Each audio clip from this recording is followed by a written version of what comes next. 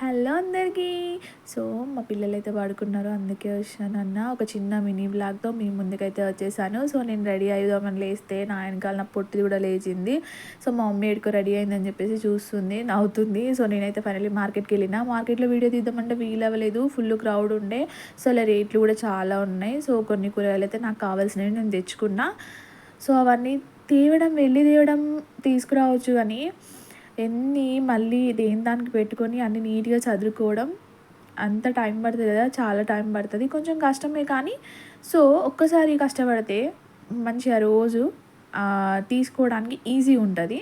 So అలానే ఎట్లా పడితే అట్లా పెట్టేసుకుంటే మనకు టైం వేస్ట్ అవుతుంది, మళ్ళీ హడావుడిలో దొరకవు. సో మా హస్బెండ్కి నేను బాక్స్ పెడతాను, సో తను బాక్స్ తీసుకెళ్తాడు కాబట్టి నేను ఒకటేసారి మళ్ళీ అన్నీ మంచిగా నీట్గా చదివేసి పెట్టుకుంటా. మార్నింగ్ లేచి హడావుడి అవ్వకుండా, పిల్లలతోని టెన్షన్ అవ్వకుండా ఉంటుంది. సో పిల్లలిద్దరితోని కూర్చొని వాళ్ళని ఎంగేజ్ చేస్తూ, వాళ్ళు నాతో పాటు కూరగాయలు నేను చేస్తాను మమ్మీ అని మా పెద్ద పాప అయితే అంటే సరే అని తనకు కూడా ఒక కవర్ ఇచ్చి టమాటాలు వేయబెట్టా అంటే వేస్తుంది.